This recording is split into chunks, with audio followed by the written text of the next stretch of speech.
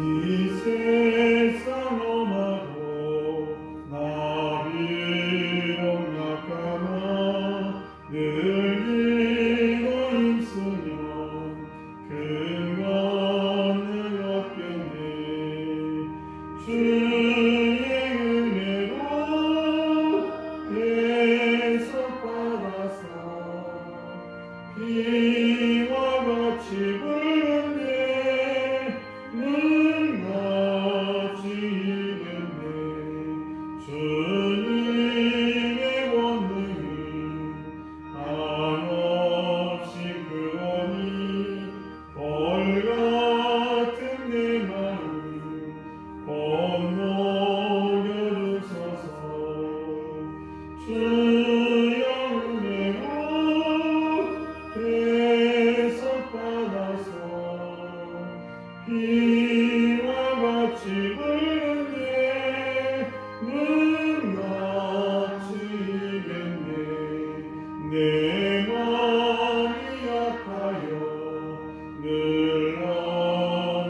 넘어지오니 주 예수 인주사 곳에 하소서. 주의 은혜로 대속받아서 비와 같이 부르네. 눈같이 이겼네. 죄사함 받은 후 새 사람 되어서 주 앞에 서는 날 늘 찬송하겠네. 주의 은혜로 대속받아서 비와 같이 부르네. 눈같이 이기네.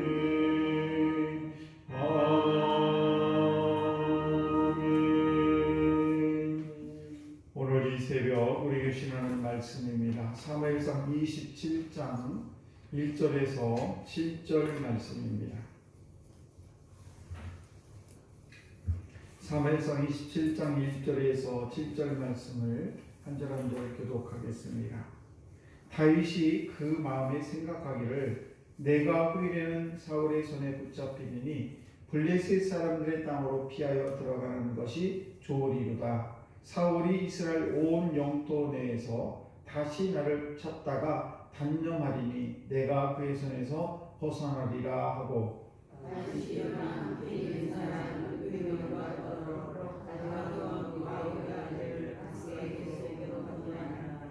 다윗이 그의 사람들이 저마다 가족을 거느리고 가드에서 아기스와 동거하였는데 다윗이 그의 두 아내 이스라엘 여자 아히노암과 나발의 아내였던 갈멜 여자 아비가일과 함께 하였더니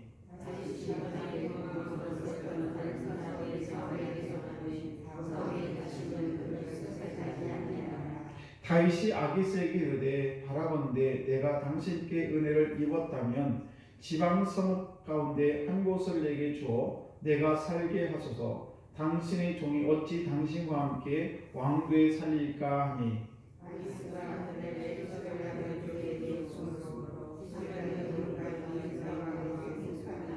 같이 합니다. 다윗이 블레셋 사람들이 지방에 산 날수는 1년 4개월이었더라. 아멘. 기도하겠습니다. 하나님 아버지 감사합니다. 오늘도 이 험한 세상에 사는 저희를 구별해서 아버지 당신의 귀한 자녀 삼아주시고 또 이 귀한 새벽에도 구별하여 제일 먼저 하나님의 성전에 나와 하나님을 찬양하며 아버지 말씀을 들으며 기도할 수 있도록 저희들의 은혜를 베풀으심을 참으로 감사합니다. 모든 것이 하나님의 은혜입니다. 아버지 오늘 하루도 주의 은혜 가운데 저희들 살아갈 때에 늘 주님의 품 안에 품어주시고 또 어떤 환경에서도 하나님의 은혜가 늘 기억나게 하셔서 아버지 기쁨이 넘치게 하시고 찬양이 넘치는 거룩한 날 될 수 있도록 은총을 베풀어 주옵소서. 아버지 이 사랑하는 성도들 한 영혼 한 영혼 일일이 아버지 만나주시고 저들의 모든 삶 속에 하나님 늘 동행하여 주옵소서. 오늘도 말씀을 선포합니다. 선포되는 말씀 속에 함께 하시고 우리가 그 말씀을 아버지 잘 듣고 또 실행에 옮김으로 말미암아 하나님의 기쁨이 되게 하여 주옵소서. 이 시간에 구별해서 예물도 주 앞에 올려드립니다. 우리 김세은, 김세진 아버지 두 아버지 귀한 자녀들 기억하여 주옵소서. 일요일 날마다 기도하는 우리 정은주 전사님 기억하시고 강건케 하시고 아버지 그의 모든 기도가 지금까지 그랬듯이 아버지 모든 기도가 이루어지는 귀한 딸 되게 하여 주옵소서. 오늘도 우리 사랑하는 성도들 자녀들과 가정과 삶의 모든 터전을 주님께서 일일이 간섭하시고 지켜 인도하여 주옵소서. 감사드리며 축복하며 예수님 이름으로 기도드리옵나이다. 아멘. 네, 복된 새벽입니다. 오늘도 이 복된 새벽에 나오신 우리 귀한 성도 여러분에게 하나님의 크신 은총이 함께 하시기를 주의 간절히 축복합니다. 오늘은 하나님의 품으로 피하십시오 라는 말씀으로 함께 은혜를 나눕니다. 다윗이 사울을 2차적으로 살려주죠. 두 번이나 죽일 수 있는 그런 기회가 있었음에도 불구하고 이제 다윗은 사울을 살려주게 됩니다. 그러자 이제 사울은 일시적으로 다윗을 쫓는 것을 포기를 했습니다만은 가만히 다윗이 생각해 보니까 내가 이러다가 평생 저 사울한테 쫓겨다니다가 죽게 생겼구나 그런 생각을 갖게 되고 결국은 불안해서 견딜 수 없었던 이 다윗은 생각을 합니다. 그래, 내가 이 이스라엘 나라를 떠나면 그러면 사울이 나를 쫓지 않겠지라는 생각을 가지고 결국은 가드로 가서 블레셋 지역의 가드 왕 밑에 거하게 되는 망명하게 되는 그런 모습이 오늘의 내용이 되겠습니다. 그 일이 좋은 점은 있죠. 왜냐하면 이제 사울이 블레셋이라는 그런 곳으로 다윗이 도망을 쳤기 때문에 쫓아올 수가 없겠죠. 그래서 일시적으로 변할 수 있겠습니다만은 그러나 그때가 다윗에게 가장 영적으로 침체한 때라고 생각할 수 있게 됩니다. 그래서 먼저 다윗은 5절 말씀을 보시게 되면 하나님의 은혜보다도 인간적인 그런 은혜에 더 집착하게 되는 그런 모습이 5절에 나와 있어요. 뭐라고 기록을 하고 있습니까? 다윗이 아기스에게 이르되 바라건대 내가 당신께 은혜를 입었다면 지방섬 가운데 한 곳을 내게 주어 내가 살게 하소서. 당신의 종이 어찌 당신과 함께 왕도에 살릴까 하니 지금 나는 당신의 종입니다. 이렇게 고백하는 것을 보게 됩니다. 그러면서 당신의 은혜 가운데 이 가드 왕 가운데 가드 왕이 당신의 은혜 가운데 내가 지금 살고 있습니다라는 그런 고백을 하는 것을 보게 됩니다. 하나님의 백성으로서 저와 여러분들도 하나님의 백성으로서 하나님의 은혜를 버리고 그리고 사람의 은혜를 추구하는 것이 얼마나 부끄러운 모습인가 때문에 저와 여러분들은 하나님의 사람의 은혜가 하나님의 은혜보다 앞설 수 없음을 우리는 이 시간 이 말씀을 통해서는 깨달아 알아야 될 줄로 믿습니다.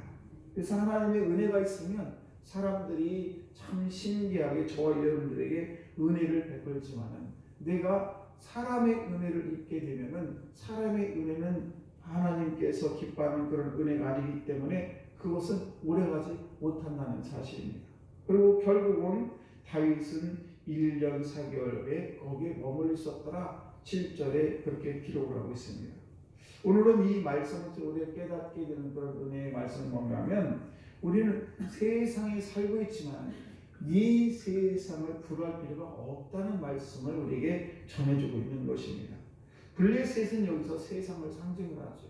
다윗은 정말 하나님의 은혜 가운데 모든 것이 하나님의 은혜로 살았던 이 다윗이 잠시 생각을 바꿔봅니다. 그래, 내가 저 적군들 속으로 들어가면 내가 혹시 편안함이 있지 않을까 생각을 하게 되고 블레셋이라는 곳으로 망명을 하게 되죠. 잠시는 우리가 육신적으로 편할 수는 있죠. 이외에 이제부터는 사울이 자기를 괴롭히지 않으니까요. 그런데 문제는 영적인 문제가 되는 것입니다. 우리가 육신적으로는 평안을 가질 수 있지만 한번 생각을 해보세요. 우리가 예수를 믿다가요 실족하는 분들이 많이 계십니다. 그런 분들은 육신적으로는 편해요. 왜 편합니까? 주일날 예배 드리지 않아도 되고 새벽제단 안 쌓아도 되고 편하죠. 그런데 영적으로는 어떻습니까? 늘 불안합니다. 우리가 육신적으로 하나를 가질 수 있지만은 영적으로는 수많은 더 많은 것들을 잃게 된다는 사실입니다. 그러므로 우리는 이 세상에 살면서 물론 이 세상에 우리가 필요한 것들 많이 있죠. 그런데 우리 이 세상에 살면서 하나님 나라를 잃어버리고 이 세상의 안주함으로 말미암아 내가 세상에 속한 것에 대해서 우리가 이 안주하고 그런 삶을 살게 되면 결국은 육신은 변할지 못지만은 영적으로 많이 침체가 되고 어려움을 당한다는 사실입니다. 그러므로 우리가 세상을 부러워하는 것은 잠시뿐이라는 사실이에요. 그러므로 늘 저와 여러분들이 이 세상 살면서 늘 하나님의 은혜 가운데 우리가 살아가는 것에 대해서 영적으로 육적으로 우리가 육적으로 힘들지 모르지만은 영적으로는 하나님의 놀라운 은혜 가운데 산다는 것을 우리는 결코 잊어서는 안 될 줄로 믿습니다.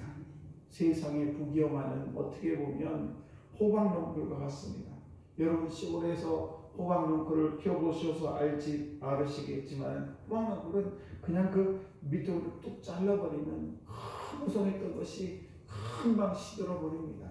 또 그 밑을 자르지 않더라도 그 여름날에 그냥 호박농풀이 정말 하루 자고난 몇 센치지만 몇십 센치 자라는 호박농풀이 가을이 되면 다 낙엽이 떨어지고 뒤면서 금방 소리 한번 내리게 되면 호박농풀이 금방 시드는 것을 볼 수가 있습니다.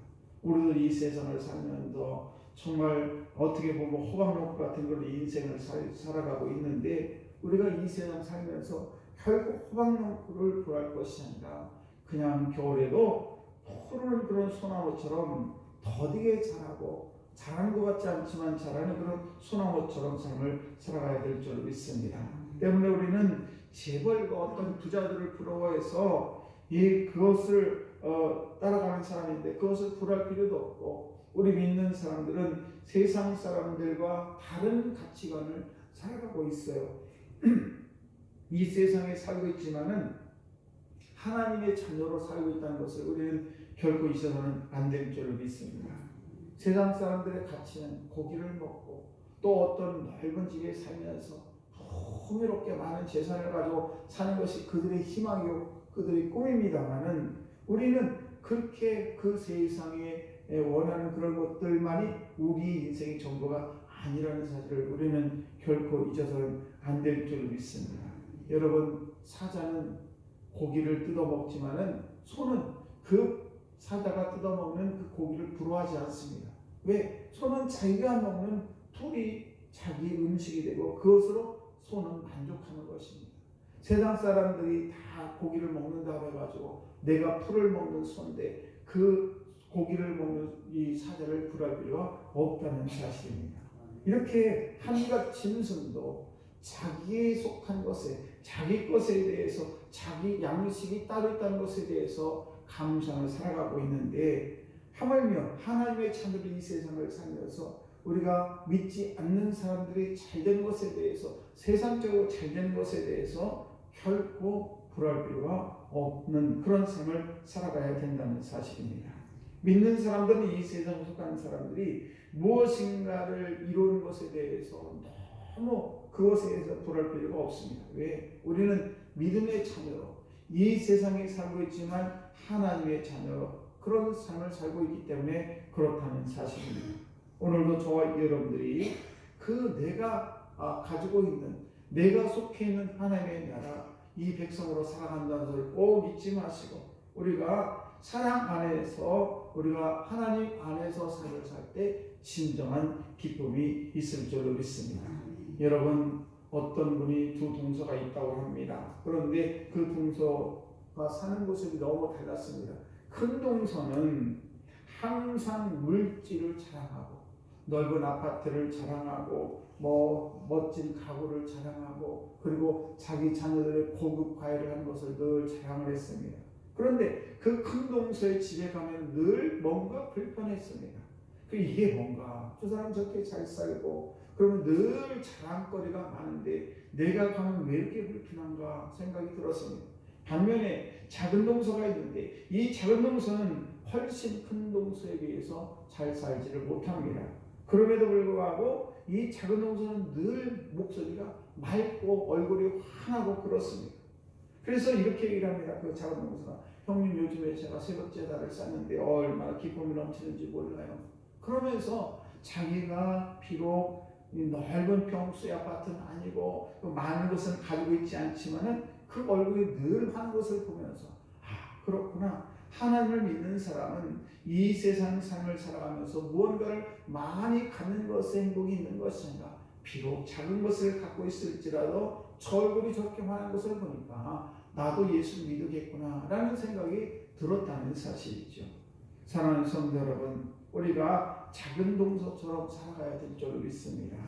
매일 우리는 말씀과 기도로 그리고 제단을 새벽제단을 싸우면서 이 살아가는 것이 얼마나 큰 복인지 오늘도 이 새벽에 나오셔서 한해천에 나와 기도하고 찬양하고 말씀을 듣는 것이 얼마나 큰 행복인지 우리는 알 수가 없는 것입니다. 이것은 하나님이 우리에게 주시는 그런 참된 평안의 축복임을 믿으시기 바랍니다. 오늘도 저와 여러분들이 남을 부러워할 때는 우리 인격과 신앙을 보고 부러워할 것이고 그리고 우리가 부러움을 받는 것은 내가 하나님의 자녀라는 이 생각을 꼭 가지시고 그 자부심을 가지고 오늘도 저분들이 행복한 삶을 살아가시기를 축복의 삶을 살아가시기를 주의 무한절히 축복합니다. 기도하겠습니다.